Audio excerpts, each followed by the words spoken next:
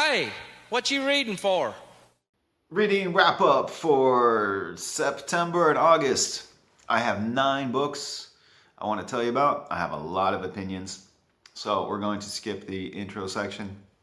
But please don't skip hitting the like button and subscribing if you haven't already. Help out the algorithm, help out the channel. Your support is much appreciated. You can't see her right now, but I am joined by Zvezda. Here she is. Hello, Zvezda. Say hi to your fans. Okay. We'll start with 9 books. The first book I read was this one, Just an Ordinary Day by Shirley Jackson. And this is the second of 3 short story collections that came out after Shirley Jackson passed away. She only put out 1 short story collection while she was alive. It's called The Lottery and Other Stories. But after she passed away, first her husband put a collection together, and then now her children they put this one out and another one after that. There are really 2 sides to Shirley Jackson's writing. She wrote 6 novels, and I think that she's probably most known for. And this writing is kind of dark and magical, and I really like it a lot. But there's also kind of the working writer that she was. She was a mother and a wife, and she wrote a lot of stories about motherhood and things like that. So this is kind of mostly what this collection is, those kinds of stories. Just stories that were initially published in Good Housekeeping or Mademoiselle or Women's Companion, Women's Home Companion, excuse me, and a few from the New Yorker, that sort of thing. So a lot of these stories are based on anecdotes or things that she experienced as a mother. So it's not my favorite aspect of Shirley Jackson's writing. I prefer her novels, which are more imaginative, dark fantasy kind of thing. So this was not really that great, to be honest with you. A few of the stories were good. It did act as a time machine, you know, sent me back into the 1940s, 1950s. I could be a housewife or just a woman in the big city in the 1940s. But really, for Shirley Jackson completists like I am, if you're not familiar with Shirley Jackson's writing, I would not recommend starting with her posthumously put out short story anthologies. I will say this is the second anthology that was put out after she passed away. The first one was put out by her husband and was called Let Me Tell You. And it was her unfinished novel and then some short stories that hadn't been previously put in an anthology. And that one I really liked. This one, not so much. But because I am a Shirley Jackson completist, I have to read it. In fact, I will have read everything that she ever put out. As soon as I finish this one, this is the 3rd of the short story collections that came out after she passed away. So I still have to, this is Let Me Tell You. No, the first one that was put out by her husband is called Come Along With Me. And that was the one I really liked. So I still have to read this one. And she also put out 2 memoirs, and I read one of them. It wasn't great. It was just anecdotes about being a mother. And there's another one. I think it was called, the one I read was called Life Among the Savages. And there's another one called Raising Demons. Raising Demons, which is supposed to be a memoir about motherhood. But Life Among the Savages was just anecdotes about cute things her kids said to her. Anyway, I'm a Shirley Jackson completist. I'm going to read everything she ever put out. So that was the first thing I read. The second book I read was Bunny by Mona Awad. And I thought this was great. Fantastic. It was creative, it was unique, it was strange, it was fun.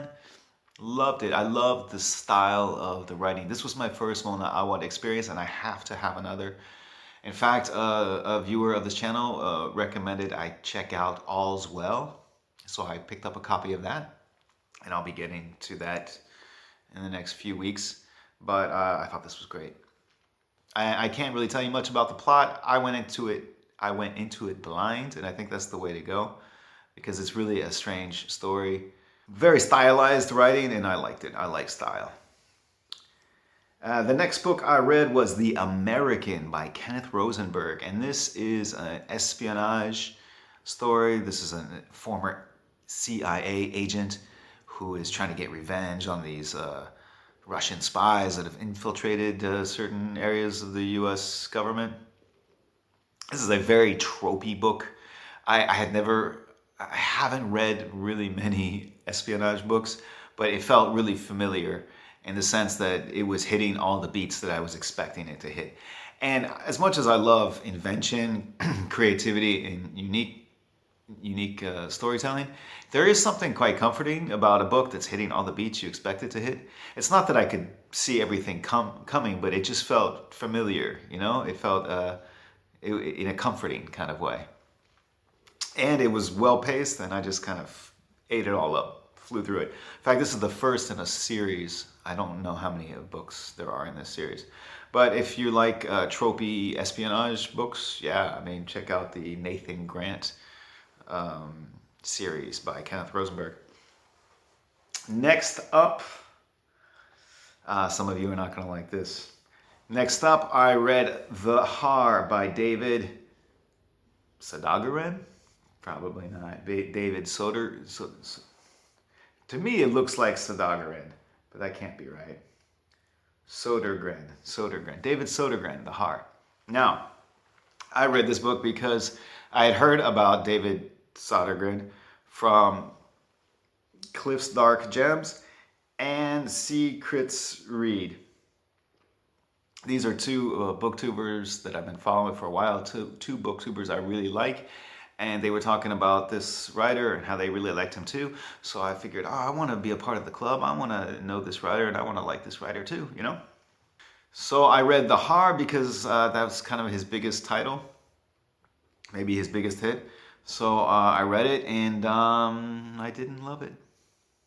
I wanted to love it. Other people are loving it. I want to be a part of the club. Cliff's Dark Gems and Secrets Reads are in the club. I like those creators. I want to be in the club that they're in, but I couldn't get into the club. The story, I mean, I liked the story all right. It's got a little shop of horrors vibe set on a small island off the coast of Scotland. The story I liked, okay, but I couldn't get into the writing style. Lots of compound sentences joined with the conjunction as, which is not something I'm against, but it just happened so often that it irritated me. Yeah, I mean, that's literally my problem with the book, is the conjunction as used all the time. I don't know, something's wrong with me, like in my head. I notice things about books that drive me crazy. Anyway, so I just couldn't get into it. I did like the story, and I can get why people would like it. Apparently, Maggie's Grave is another one of his books that a lot of people are loving. I probably won't be checking that one out, but I've heard great things about it. I'm going to leave a link in the description box to the booktubers Cliff's Dark Gems and Secrets Read. If you'd like to hear some more flattering things about David Sodergren, I would love to say flattering things about him too, but it just didn't work on me. So next up, I read a short story collection by Craig Davidson called Of Rust and Bone. I've heard Craig Davidson being compared to Chuck Palahniuk, which, I mean, I get. Of Rust and Bone, you have similar kinds of characters. These are people on the marge of society, or they're nonconformist. You also have people with experiencing unique forms of trauma. For example, you have this guy who's a trainer working in a water park, and he's attacked by an orca, and he has his legs amputated. We also have a boxer who killed someone in the ring, didn't mean to, but he did. And we have a sex addict. You know, we have these kinds of characters, which you would also find in Chuck Palahniuk stories, people with unique traumas. But the writing style is quite different. It's not Chuck Palahniuk sometimes works on me, sometimes he doesn't. Sometimes I feel like he's being clever just to be clever, and sometimes I appreciate it, sometimes I don't. Craig Davidson, there's a vibe to it, his writing, that just feels kind of feels honest, feels like lived in. Where I know he's creating these stories, from his imagination, but they feel lived in. There's something really intimate about these stories, about his writing. And this was a big hit when it came out. In fact, one of the stories was made into a hit movie in France. I checked it out, and I checked it out because I am going to be talking with Craig Davidson in a few days. We're going to get on Zoom and just talk about writing and talk about books. So I want to, I wanted to read more from him. I'd read some of his other books before. I was really liked them. But went back to one of his earlier creations. Very good short story collection. Yeah, so I'm going to be talking with him in a few days, and then I'll edit the conversation and post it on this channel. Okay, moving on. I had some negative or less than positive experiences with horror in the last few months. And I was getting kind of frustrated. So I decided I would go back to the 1970s. So I read The Fury by John Farris. And this was a big hit. And it definitely took me back to the 1970s. This is a very 1970s book because we have basically children, or adults too, but they all have like psychic powers, And then you have this institute that studies these people with psychic powers, and then you have the Russians that are trying to get in on it too. So it's kind of a little bit of an espionage book to it. More corporate espionage, but also international espionage with psychics. It's not really horror. I mean, there is some blood and there's some violence, but it's more of a espionage of psychics book, more so than it is a horror. And I had definitely gotten my fill of espionage with the Americans, so I wasn't super excited about the fact that this was not really a horror book. Also, The Fury was originally meant to be a movie. It was meant to be a screenplay. There were problems in the production, so the movie didn't get made, so they just decided to put it out as a novel. And the novel did very well, and then that helped the movie get made. But you can tell, or I could tell when I was reading it, that it was intended to be a screenplay. It reads more like a screenplay in many sections. There's also a weird sexualization of these teenagers, of these kids, which I was not comfortable with. It was kind of creepy and gross for no reason. So I did not love The Fury by John Farris. And unfortunately, this happens to me quite frequently. John Farris is a very successful writer, and I figured, I need to read some John Farris. Should I read The Fury, which was a big hit for him, or should I read his other hit, All Heads Turn When the Hunt Goes By, which is a great title. And I was like, I'm probably going to want to read All Heads Turn, but then at the last minute I chose The Fury, and I didn't like it, so I'm never going to read All Heads Turn When the Hunt Goes By. I always pick the wrong ones. I guess that wouldn't be a problem if I were more forgiving, and if I just said, okay, I didn't love that book, but I'll try another book. Problem is, I'm not too forgiving. Generally, if I have a bad experience with an author, I don't really go back for seconds, unfortunately. Next up, a good experience with horror. A great experience, actually. I read The Queen by Nick Cutter. And The Queen is Nick Cutter's new horror book. It's set to come out later in the month. And so because it's a new book that isn't out yet, I don't really want to spoil too much about it. I had read 3 other Nick Cutter books, and that did not prepare me for The Queen. The Queen is all of his books are so different, but The Queen is no exception. It's wildly different from his other books, and it's wild. It's a big swing, and I love when writers, especially horror writers, when they take big swings. Like, they don't fall into the comfort or redo what they've done in the past that worked for them. They try new things, and The Queen, he's definitely trying new things. This is, think Carrie meets The Fly and they go to a trailer park to drop acid.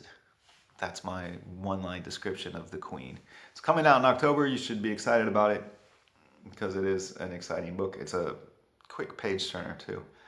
And Nick Cutter, I will be talking with him in a few days about The Queen, and I'll be posting that. I'll try to post that video this weekend or next week. So another reason to subscribe. And by the way, Nick Cutter and Craig Davidson are the same person. Next up, this is bad news. You're not gonna like this. I read Full Immersion. I had been wanting to check out Gemma Amor because there's a fellow booktuber, Jen from Literary Love 123. She's a big Gemma Amor fan, and she talks about her in her videos. And it got me excited to read her, and I said, oh, I want to be a part of the club, right? Because I like Literary Love's channel. She likes Gemma Amor. Let me jump on that, and I can join the Gemma Amor fan club, right? And so I read Full Immersion. I had no idea what it was. I just saw Gemma Amor and just read it. It's hard sci-fi. Hard sci-fi is a very hard sell on me. So I didn't love this book. So I failed once again. I failed once again to love a book that a fellow booktuber that I really like, a book that they loved, an author that they love, I failed to love. I failed to love. That could summarize a lot for me. Now, I failed to love because it's hard sci-fi. Hard sci-fi is just a very difficult sell on me. But I could recognize that she is a good writer. Very good writer, even, Gemma Amor. In fact, I liked the writing so much that I'm going to read a different book from Gemma Amor. I'm sure there is a Gemma Amor book that I will love. But I need to find one that is not hard sci-fi. And I don't think hard sci-fi is really her thing. I think it's just what she did for this book, and it didn't work on me. The reason why hard sci-fi doesn't work on me, and I figured this out while I was reading Full Immersion, is twofold. Firstly, the dialogue never sounds natural. Because in the dialogue, they're not really trying to communicate. The characters aren't really trying to communicate. They are trying to communicate, but also they're trying to share information with the reader, get them up to speed on the technology. So it just sounds, it sounds contrived, always. The dialogues in hard sci-fi never sound natural. I don't think they could. I think the reader would be lost if they were natural. It just sounds weird and it doesn't work on me. Also, secondly, I am not a big fan of technology. I hate technology, actually. I hate anything that has a button or a screen that you have to swipe or push or enter things in. I do very badly with those things. And it's reciprocal. Technology hates me too. So we have an understanding, you know. We have to get along because this is the world we live in, but we're not happy about it. One of the advantages of jumping into a work of fiction is that I don't have to deal with technology. Except unless it's a hard sci-fi, then apparently I have to not only deal with it, but I have to learn and assimilate new imagined technology. So I'm not a fan of hard sci-fi. Full Immersion did not work on me.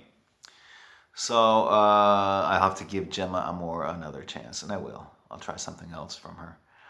And lastly, I read Cicada by Tanya Pell, and Cicada is part of the Killer VHS series, which are a series of short books, novellas, put out by Shortwave Publications, Shortwave Books. And they're not all by Tanya Pell. Tanya Pell just did the most recent one. And in fact, I'm going to be talking with Tanya Pell next week about Cicada, about her other work, about the writing process. And yeah, so I don't want to say too much about Cicada until save it for that conversation. But look for that conversation. I'll try to put it out in a week or two. Basically, you have a young girl who's in a relationship with a loser, and they're on a road trip, and they get sidetracked, or they go off into this small town, which coincidentally is having a film festival for this local made found footage horror movie. And they hand out like camcorders and VHS tapes to all the people at the festival. And the movie that they're celebrating is this movie about this killer cicada, which might actually be more than a movie. So that's the setup. But we'll talk about that with the author herself next week. So there it is. Those are the 9 books I read in September and August. I am currently reading this one still, Circe. This is my bus book. Almost finished with it. I'm also reading on my device an American historical fiction novel called A Dream of Kings by Davis Grubb. Davis Grubb is such a good writer. I don't know why he's not more celebrated than he is. I mean, he died in the late 80s. I mean, he wrote from like the 50s through the 80s. But his writing is so good. I don't know how much horror I'm going to read in October. I know October is supposed to be the spooky season. That's when you're supposed to read horror. But I'm a contrarian. I don't like doing what people tell me I should do. So I think I'm going to do the exact opposite. I'm going to have like a no horror October. Maybe 1 horror or 2. 3 most, maximum. Do you have any experience with the books or authors I talked about in this video? Do you have any questions you would like me to ask Nick Cutter or Tanya Pell or Craig Davidson? If you do, let me know about it in the comment section below.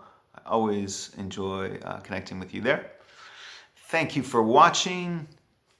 Don't forget to hit like and subscribe. I will see you at the next video.